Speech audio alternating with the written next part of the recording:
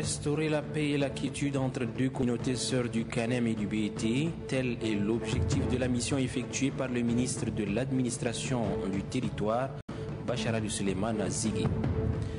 Régler un différend qui a opposé les employeurs aux travailleurs sur le site pétrolier de Komé, tel est le but de la mission qu'a effectuée hier le ministre de la Fonction publique à Komé Base. Présentation à Moundou des projets financés par l'Union européenne. Il s'agit de 2 projets des ONG et un autre de la mairie de Moundou.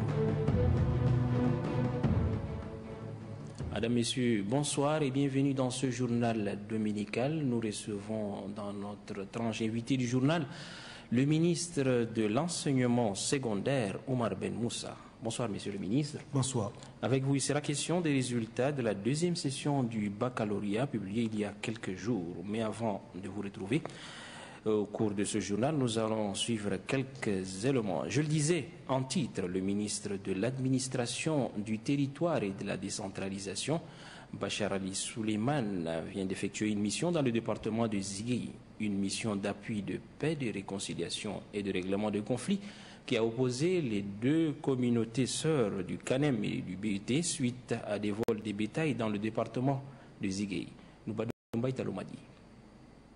C'est à la recherche d'une solution durable entre 2 communautés que le ministre de l'Administration s'est rendu dans le département de Ziguinchor. Le ministre et les députés qui l'ont accompagné ont été accueillis par les autorités administratives, militaires, religieuses et traditionnelles. Des rencontres successives avec les chefs traditionnels et des autorités administratives et la population ont eu lieu. Au cours de ces différentes rencontres, des questions liées à la cohabitation ont été relevées par les uns et les autres. Le gouverneur de la région du Canem a saisi l'opportunité pour dresser le bilan de la gestion de ces conflits qui, selon lui, est regrettable. Pour le premier responsable de la région, l'administration locale a pris toutes ses dispositions pour juguler le mal et restaurer le calme et la sérénité. Le sentiment qui m'anime, le sentiment d'une mission accomplie, mission de paix, de règlement de conflits, bref, mission de réconciliation entre 2 populations sœurs. Le ministre a apprécié les dispositions prises par les autorités afin de restaurer la paix et la quiétude entre les 2 communautés sœurs. Toutefois, il s'est dit indigné par le vol des animaux dans la région. Pourquoi aujourd'hui les gens politisent pour dire celui de Canem et celui du BT? Gare à cela. Monsieur le gouverneur, prenez votre responsabilité d'attirer l'attention de ceux-là et de les prendre. Nous sommes venus à pied dans ce sens et régler une fois pour toutes tout ce qui est problème dans le Nord Canem ou dans le Canem d'une manière générale. Pour éradiquer ce phénomène, 2 commissions administratives et techniques sont mises sur pied. Elles sont composées des autorités militaires et des leaders traditionnels. Ces acteurs ont pour mission de traquer les voleurs et les receleurs pris en flagrant délit dans la région. Selon le ministre de l'Administration, Bachar Ali Souleymane, ces 2 commissions doivent veiller à la bonne gestion des points d'eau et à la libre circulation des personnes et des biens. Pour sa part, le ministre de la Fonction publique et du Travail était hier à Doba. Mamad Abali Salah est allé rencontrer les employeurs et les travailleurs sur le site pétrolier de Komé Base suite au conflit qui les oppose. Marali Joséphine nous en dit un peu plus. Le déplacement du ministre de la Fonction publique dans la région du Logone oriental n'est pas fortuit. Accompagné des techniciens de son département, le premier responsable en charge de la gestion des travailleurs tchadiens a été accueilli par les autorités administratives, militaires et civiles. Le ministre et sa délégation sont allés non seulement pour s'enquérir de la situation qui prévaut sur le terrain, mais aussi encourager les uns et les autres. Sur le terrain, ce sont des rencontres de travail qui ont été multipliées, rencontres au cours desquelles des problèmes qui opposent les 2 parties ont été soulevés. Le directeur général de la société Schlumberger, Pierre Temple, s'est dit marqué par la visite gouvernementale et surtout de l'implication directe du ministre de la Fonction publique et du Travail dans la résolution de conflits tant souhaités. Quant aux représentants du syndicat national du secteur pétrolier au Tchad Petrosinat, cette visite de la délégation ministérielle ne peut que réconforter les travailleurs. Toutefois, il exhorte le ministre à s'investir personnellement pour l'amélioration des conditions de travail. Nous saisissons cette occasion pour vous interpeller en qualité de ministre de tutelle par rapport à la Caisse nationale de prévoyance sociale sur sa mission principale qui est la sécurité sociale et aussi l'Office national pour la promotion d'emploi en charge de permis de travail des expatriés dont certains ont dépassé le délai prescrit par la loi. Le ministre de la Fonction publique et du Travail se félicite des efforts consentis ayant abouti à la signature du procès verbal. Aujourd'hui, grâce à la négociation et au dialogue, vous avez rapproché vos points de vue et une solution essentielle a pu être trouvée. Moi que cela soit le bel exemple que tout syndicat responsable doit suivre. Maintenir la paix sociale, c'est le mandat confié au ministère de la Fonction publique et du Travail. La concrétisation de ces mandats passe par des échanges qui permettent de débattre de sujets d'intérêt commun autour desquels nous sommes appelés à nous attendre grâce à la vertu du dialogue. Outre ses responsabilités, le ministre de la Fonction publique et du Travail, Mahamat Abali Salan, a eu une rencontre de travail avec les militantes et les militants du mouvement patriotique du salut. L'occasion pour lui d'expliquer à ses camarades politiques les recommandations issues du 5e congrès du parti et les résultats attendus. Le ministre de l'Agriculture et de l'Irrigation vient de séjourner dans le Hadjer Lamis. Jimé Adoum est allé évaluer les dégâts causés par l'inondation des champs et préparer l'esprit des producteurs pour l'exploitation des espaces inondés. Kadnouba Théophile. Évaluer de manière objective les productions de la campagne agricole 2011-2012 dans la zone rurale du centre-ouest.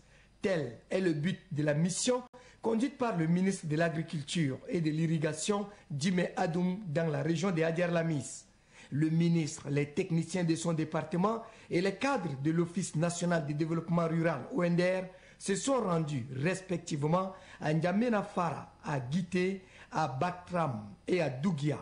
Dans ces différentes localités, la délégation constate qu'une bonne partie des champs se trouve dans les eaux des rivières en période de crue.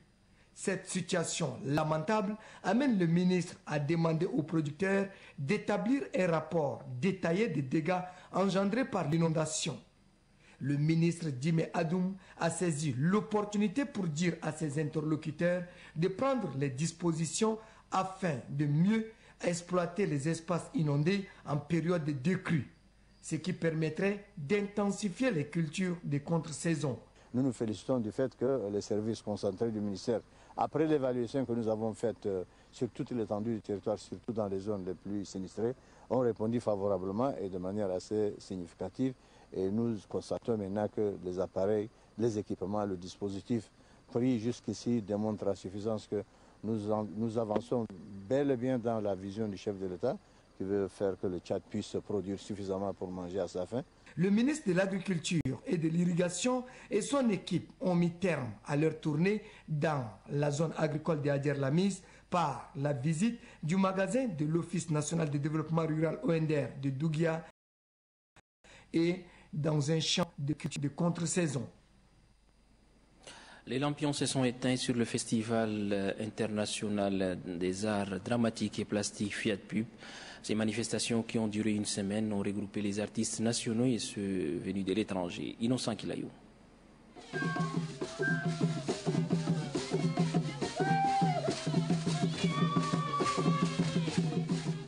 Après une semaine d'échanges, les artistes nationaux et ceux venus des autres pays au Festival international des arts dramatiques et plastiques ont mis un terme à leur rencontre. Pour le directeur du Festival international des arts dramatiques et plastiques, les éditions ne se ressemblent pas. C'est pourquoi l'édition de cette année est bien différente des autres. Fiat Pub est à 12 ans aujourd'hui. Et nous pensons qu'au fur et à mesure que nous avançons, cet événement est en train de se pérenniser et il aura besoin du soutien des uns et des autres pour qu'il ne meure pas. Comme vous le savez, la culture a très peu de partenaires. La culture a très peu de partenaires et c'est le lieu pour nous de lancer un appel. Le ministre de la Culture qui a suivi de bout en bout le déroulement du festival se dit satisfait de l'organisation. Tous les acteurs, tous les jeunes qui se sont mobilisés, responsables, officiels ou volontaires bénévoles, je voudrais les remercier et leur exprimer officiellement ma reconnaissance parce que grâce à leur mobilisation, la 7e édition s'est déroulée dans notre pays avec succès. Les artistes qui ont pris part à ce festival ont reçu des attestations et des prix d'encouragement pour leur création. Le gouvernement tchadien organise à partir de 2013 le recensement général de l'élevage, une initiative durable qui permettra de donner un souffle nouveau à ce secteur dont l'apport dans l'économie tchadienne est non négligeable. Belgar, l'armée de la guerre. Les données tchadiennes sont hautes. C'est pour mettre à jour ces données que le gouvernement, à travers le ministère du Développement pastoral et des productions animales, organise en mars 2013 à l'échelle nationale le recensement général de l'élevage. Au-delà des chiffres, le recensement général de l'élevage est une opération extrêmement importante pour le Tchad, car les nouveaux chiffres seront déterminants dans l'équilibre de la balance commerciale. À l'issue de cette opération, le gouvernement disposera d'une photographie de l'élevage, un outil indispensable pour décliner les politiques et les stratégies de développement. Les exportateurs de bétail et ceux qui interviennent dans l'industrie laitière tireront profit. En un mot, ils pourront créer des unités de transformation pour satisfaire les besoins de la population. Selon le sondage réalisé en 1976 dans le secteur de l'élevage et qui a permis au Tchad d'être premier pays d'élevage dans la sous-région Afrique centrale, l'on dénombre plus de 7 millions de bovins, 2 millions de camélins, 10 millions de ovins et caprins et 24 millions de volailles. Cérémonie d'intronisation du nouveau chef de canton à Zakaha Kalaït. Il s'agit de Abderrahim Arami qui a été installé par le sous-préfet de Kalaït. C'était en présence des autorités administratives, traditionnelles et militaires de la région. Mohamed Moussa Bamichi.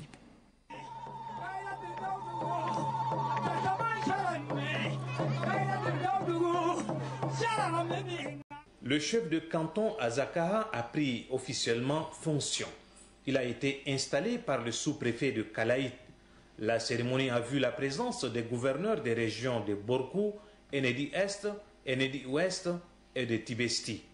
Les officiers de l'armée nationale tchadienne, quelques conseillers du président de la République, les chefs traditionnels, tous ont honoré de leur présence cette cérémonie d'intronisation.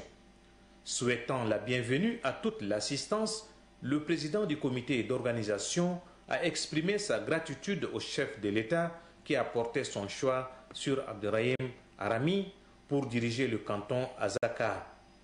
Il lui a souhaité une bonne chance. Intronisant le nouveau chef de canton, le sous-préfet de Kalaït a déclaré que le choix de Abderrahim n'est pas un fait du hasard. Selon lui, le nouveau chef de canton est un homme d'expérience. C'est pourquoi le chef de l'État l'a nommé. Il invite cependant les fils du canton à respecter et aider le nouveau chef afin de mener à bien sa mission. Retour sur ce plateau, je le disais à l'ouverture de cette édition que nous recevons ce soir le ministre de l'enseignement secondaire, Oumar Ben Moussa. Une fois de plus, bonsoir monsieur le ministre. Bonsoir. Les résultats de la deuxième session du baccalauréat ont été publiés il y a quelques jours sur 63 531 candidats. 3 052 seulement sont déclarés admis, soit un pourcentage de 4,8%. Votre commentaire, monsieur le ministre? Eh bien, mon commentaire, c'est que c'est un résultat catastrophique. C'est un résultat catastrophique, il faut le reconnaître. Et ce résultat est dû effectivement à beaucoup de paramètres qui entrent en jeu. Le premier paramètre, c'est que beaucoup de candidats qui se sont présentés à cette session spéciale et même à la session normale, c'est des candidats qui n'ont pas le niveau du terminal. Ce sont des élèves inscrits en seconde, des élèves qui sont inscrits en première et qui prennent effectivement des bulletins de notes falsifiés et se présentent comme candidats au niveau des baccalauréats. Et également ceux qui sont candidats, dits candidats libres, ceux-là également, ce sont des gens qui n'ont pas de niveau et ils se présentent, on ne sait pas exactement quel est leur niveau, ils se présentent au baccalauréat.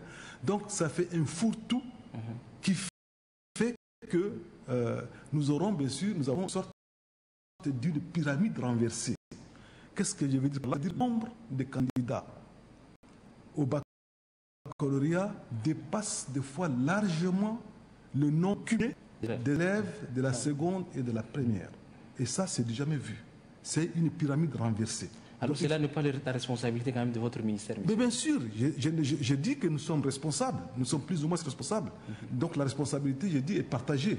Mais il faudrait nécessairement qu'on mette de l'ordre dans cette pagaille organisée pour qu'on puisse quand même avoir des vrais candidats au baccalauréat, des vrais candidats qui ont le niveau et qui pourraient quand même apporter un bon résultat.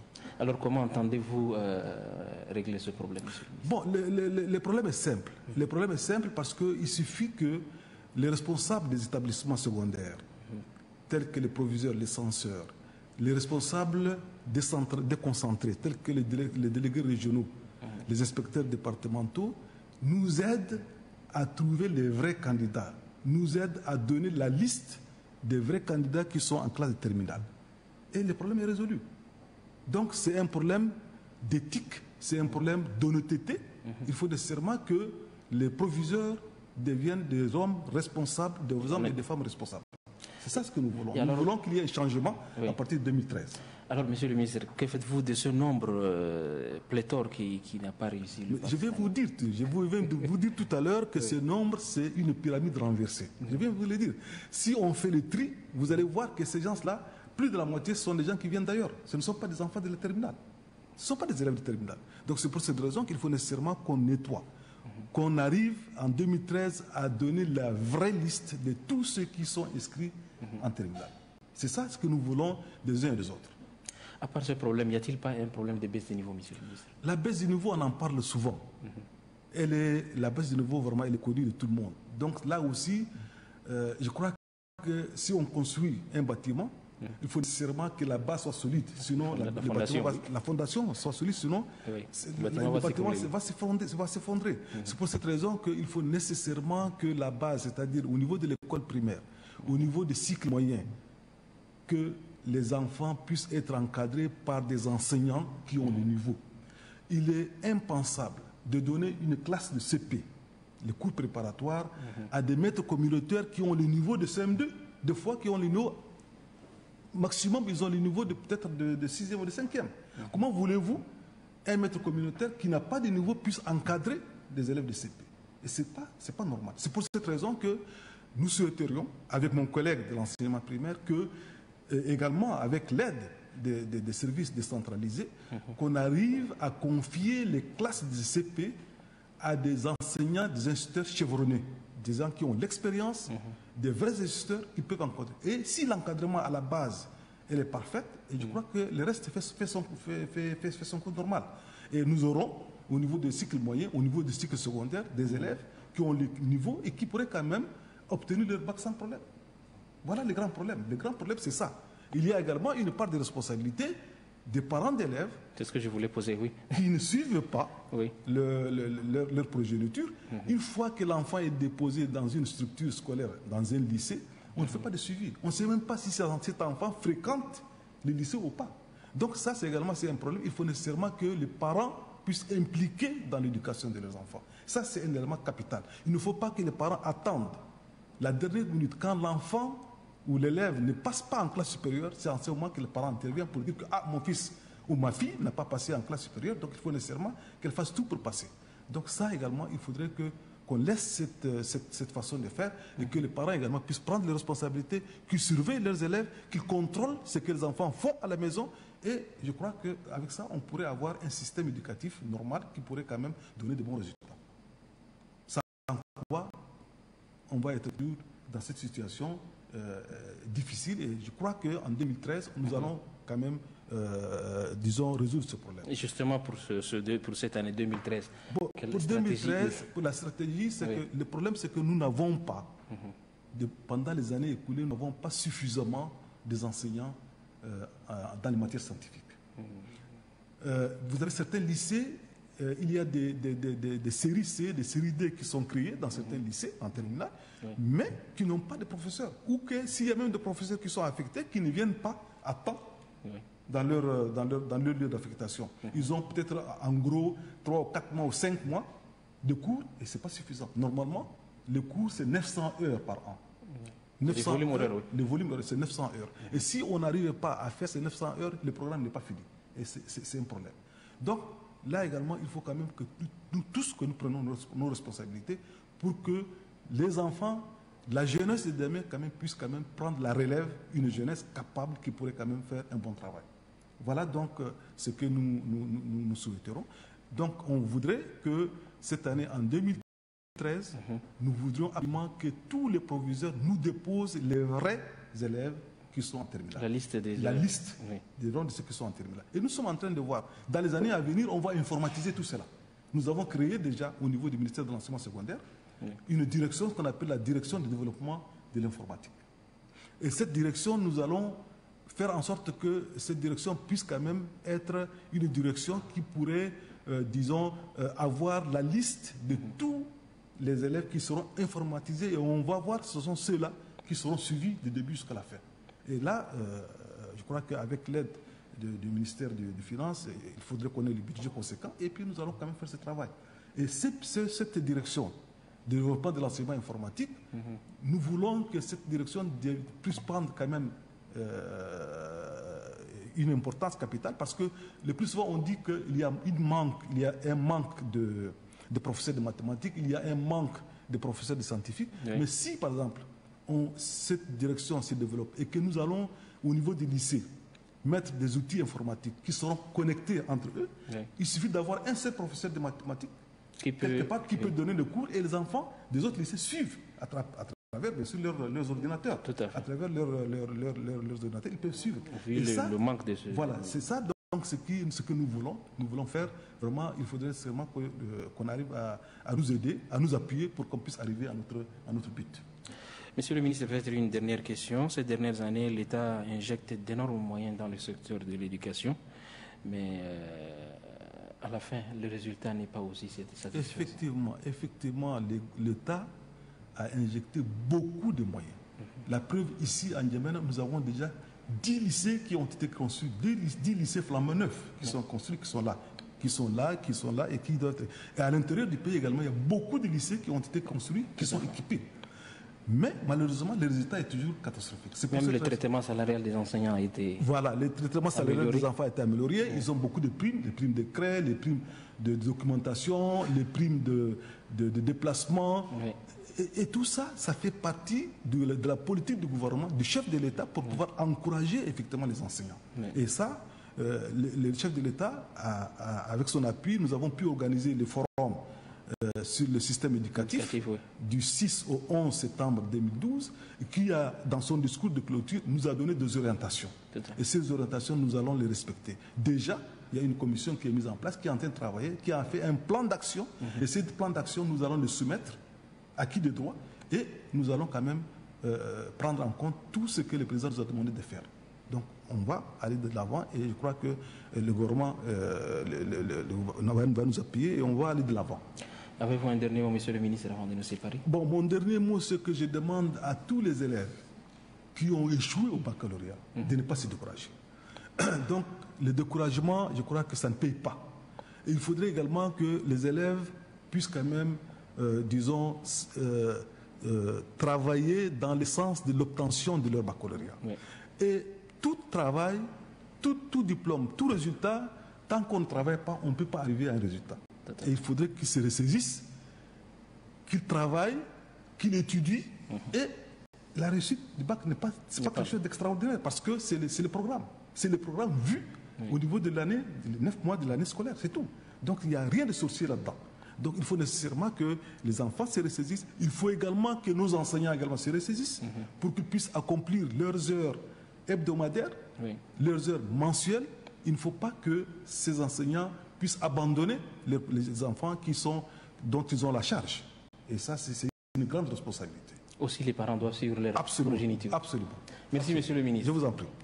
Nous allons poursuivre ce journal avec ce reportage, ce public reportage. Orabank a organisé hier à l'hôtel La Résidence une journée d'information et de sensibilisation à l'intention des investisseurs chinois. Cette journée vise donc à faire connaître au grand public les actions que mène Orabank. Doba Robert. Orabank souhaite tisser d'étroites relations avec les opérateurs économiques, les autorités de tutelle et de contrôle et surtout avec les opérateurs financiers et stratégiques pour ces marchés à l'échelle internationale. Pour traduire en acte cette intention, Orabank va à la rencontre des investisseurs chinois installés au Tchad à travers cette journée de sensibilisation et d'information. Pour réussir cet événement, nous sommes associés, n'est-ce pas, les services de ce que nous pensons être des spécialistes des différents domaines d'activité économique au Tchad. C'est ainsi qu'on a associé le cabinet Ernst & Young Henry, le cabinet PricewaterhouseCoopers, Maître Michel Madden Notaire, Maître Josué Gadiadoum, pour nous permettre de balayer l'ensemble de la panoplie des activités économiques du pays. Nous avons associé parce que nous pensons qu'on n'a pas toute la connaissance nous-mêmes.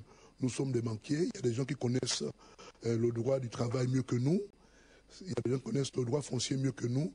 Il est toujours mieux d'associer d'autres opérateurs locaux, notamment tchadiens, qui peuvent mieux expliquer la loi tchadienne aux opérateurs chinois.